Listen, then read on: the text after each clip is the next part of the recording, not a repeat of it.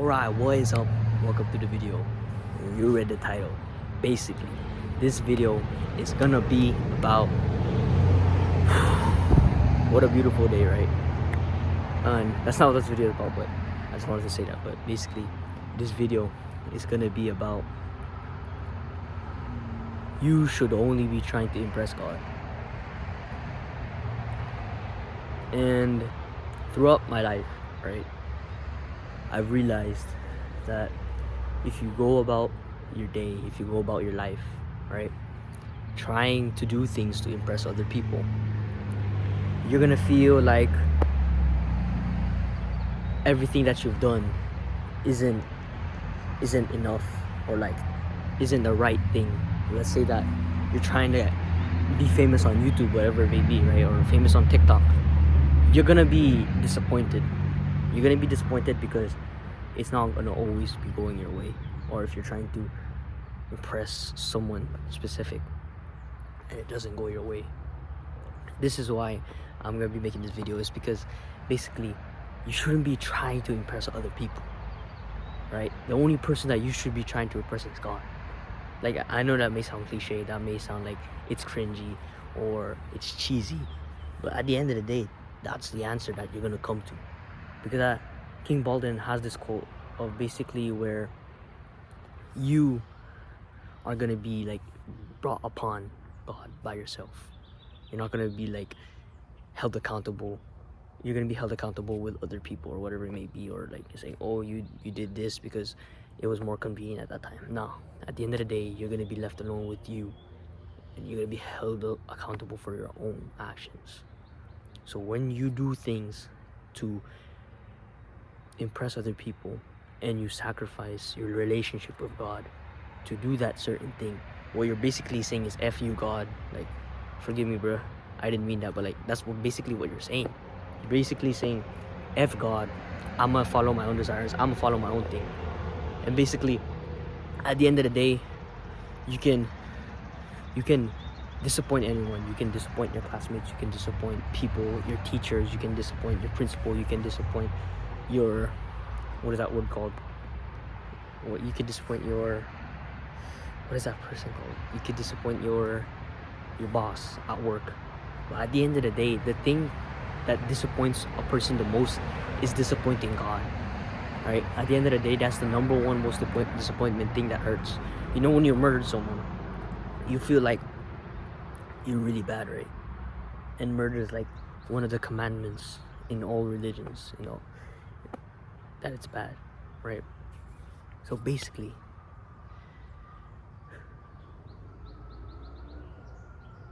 you must remember that, dang, that's some good whistling right there. But basically, you must remember that at the end of the day, when we base our happiness, when we base our success on how other people perceive us, we will be disappointed. We will inevitably be disappointed. But every time I just think about Abraham, peace be upon him, right? Wherein he was called God's friend, or the friend of God. And it's just crazy to think how all the prophets of God, peace be upon them all, they were having a hard life, they were having a struggling life, right? And every time I feel like something's going hard in my life, like I'm going through a hard time, or I'm going through like a lot of pressure in a moment, you know, loneliness or whatever it may be, it's very inspiring to look at all the prophet stories, because if they were tested, if they were afflicted with pain, with trials and tribulations, then why should we be exempt from that, right?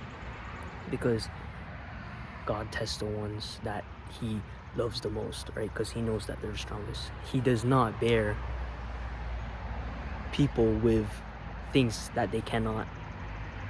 He does not burden a soul more than he can burden, right? And if you just remember that, if you just remember, like, genuinely, if we just like Look at everything here. Everything here is beautiful. Look at all this beautiful nature, right? It's just an illusion. Everything is just an illusion. It's just a test. And the beautiful things, the beautiful like things that going on in our lives, it makes us forget that it's an illusion. It makes us forget that it's a test. Let's say you play like a game called Grand Theft Auto, right? There's a lot of cars. You get addicted to the game and your mind starts thinking that it's real life. You spend more time in it. You invest so much time in it, 6 hours, that you stop caring about your true life. That's kind of like your simulation, right? You've invested in too much into it. And that's basically the same concept with us. We know we're gonna die. We know our home is gonna be in the ground 6 feet deep, in the coffin, going back to God, right? We know that's the case. And yet, instead of doing things to better our life in the afterlife, we choose to do things that worsen our state in the afterlife and better ourselves in this life. And how does that even make sense? Basically, you're setting yourself up for failure. Like, I'm not making this video for the people who are like atheists or this and that. If you want to go on hate, then go on and hate. I don't really care. This video is specifically for those who need that remembrance, or need that reminder, or need to be taught a lesson that they never learned, right? Because at the end of the day, that's the point of these videos I'm making. You know, I'm not getting monetized for these videos. The only people I'm making these videos for is the people that, you know, in the comments below saying that, thank you for this, I really needed this, thank you, right? And basically, that's the only reason why. So, sorry, I kind of get sidetracked there, but yeah, basically, God is the only person that you should be trying to impress. You can be the class clown, you could be the popular guy, you could be the jock, you could be freaking Elon Musk, the millionaire. But at the end of the day, you know, you could be so arrogant and so egotistical. Your ego can be so high to the point where you have so much success, and then you start to reject God because you feel like you're better than God. Like, I did all this without him, so why would I need him? And that's why I think that atheism is like climbing up really, really high. It's because, you know, the devil's winning. And then that's how it's supposed to be. The devil's supposed to be winning. And then once the devil has won, that's when, you know, God starts to take things back into account, or like he starts to take a hold of things again, right? He just wants to show us like the corrupt, just like the Pharaoh. He gave him as much as power as he can, and then he took it away, right?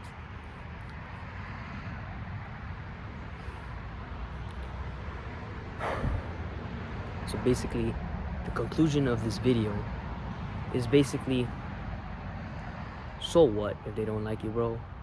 So what if you see them smiling and laughing and you don't fit in? It doesn't really matter, bro. Because at the end of the day, when you sleep and you feel like you've impressed those other people, but then you disappointed God, that's where you'll feel inside of your heart, like you feel disappointment.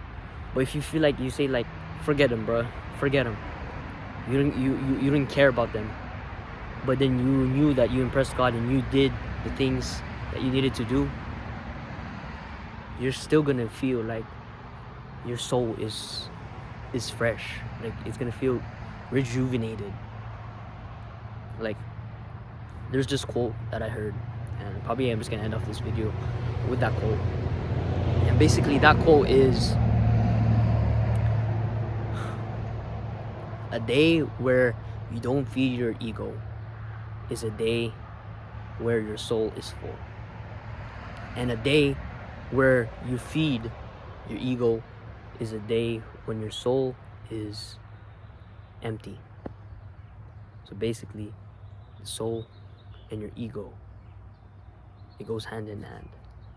If you give too much time to your ego, if you give in too much into your ego and put your soul to the side, you'll feel disappointed. You'll feel like everything's just trash, you like give up, lose direction, lose purpose. But if you feel like you, let's say you did all the right things today, you didn't do the bad habits, you didn't sin today, you're gonna feel your best. And I'm gonna quit yapping. That's enough for me. Be the best boss man you can be. And yeah, improve your life, be the best boss man you can be. Assalamualaikum warahmatullahi wabarakatuh.